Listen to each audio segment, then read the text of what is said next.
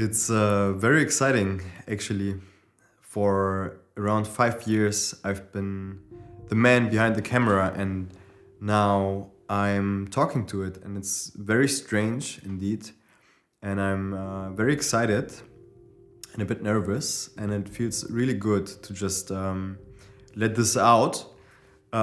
So it's out of the way, kind of.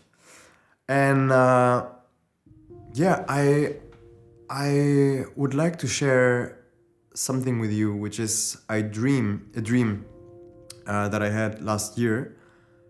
In this dream, I was walking down a river, and I had a water bottle, a big water bottle, and it was empty. There was just one thing in it, which was like a small version of myself, like a little childish Omid in this empty water bottle, and he was very thirsty. He was like dying from thirst, and I was walking down this river, basically looking for water to give it to him so he can survive. And it was a very intense dream. I was walking down, and like whoever was passing, I asked them, excuse me, do you have some water for him? He's, like dying. And everyone was very aggressive almost. Everyone was rejecting me and very pushy. Like, go away, we will not help you, find your own way. So the dream got more and more intense, and at a certain point I started running down this street in a little village, and I was ringing the door at all the houses that I was passing and asking everyone, excuse me, do you have some water for him? He's dying. And still the same thing. Everyone was very rejective. The dream ended when the child died in the bottle. And I woke up and was full of sweat. And still I could feel the dream very vividly. It felt very real when I dreamt it. And I usually don't remember my dreams so often and so vividly and so colorful. So that dream was special in this case. And also the next days I could remember every detail, and I didn't forget. I realized something which was very important for me and for my life. I figured out. And I'm just gonna draw a parallel to a thought experiment that we might do now, which is, imagine that your artistic self, your artist side, is basically like this child in the bottom. And imagine that this side of you, it has certain needs. And if they are not met, your artist child basically dies. You need the right tools to play.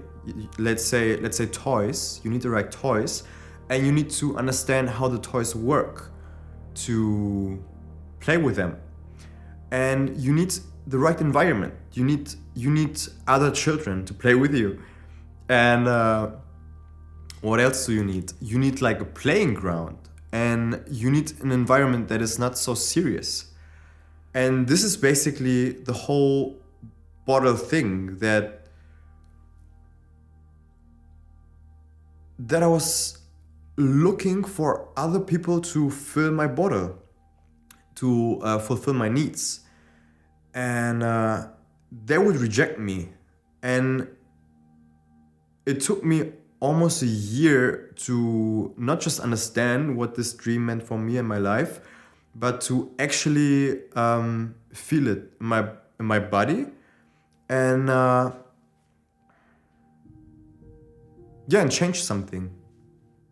So yeah, it's basic things like my inner artist child just needs a lot of rest, a lot of like silence, a lot of just a lot of space, and needs to be alone a lot, but also needs to spend a lot of time with the right friends, and things like healthy food, and as I said, the right tools, and knowing how to use the tools. And just like now, for example, the space that I'm in, my studio, to create it in a way that I feel very safe and comfortable to express myself, express my creativity. I realized how much I gave away my power and my creative force to others through seeking for validation and love and all these things. Basically, I was giving away my power to the outside world. And if someone would not give me that validation and fill that hole, basically, fill that bottle, it would hurt. It would fucking hurt. And yeah, it's scary sometimes to realize that. And it's scary sometimes to disconnect or take your own space and really listen what is your body trying to tell you, what does it need. And I believe this is the one thing that I did recently that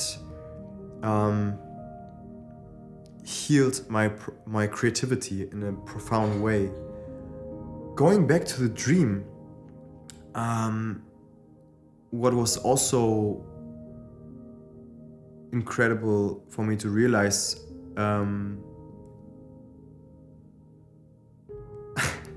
that I was walking down a fucking river, you know? Like I was looking for someone to fill my bottle with water so my inner child can survive, and I was walking down the fucking river. So the solution was there all the time.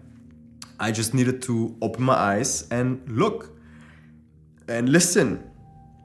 And it's not that hard. But at the same time it is. It's very simple, but the simplest thing can be the hardest. Carl Jung once said that each person might have 5 big dreams in their life. And with big dream, he meant a dream that provokes a shift in consciousness. And that might bring a change, like you actually changing something in your life. And I believe this dream was my first. And I'm curious if you ever had anything like that. Did you have a dream that created a shift in consciousness, or you actually changing something in your life? If yes, I'm curious to hear what that dream looked like. And yeah, that's it for now. Still very excited and nervous. It's very new and fresh feeling for me to sit in front of the camera and not behind. I'm still learning. I'm still learning to deal with this, to look into this lens and not see you who's watching the video right now.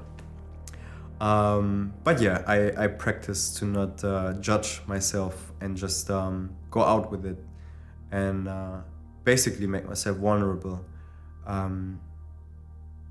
So yeah, let's see where this goes.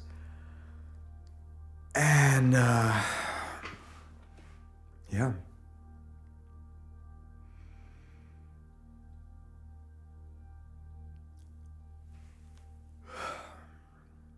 Wish you a wonderful day.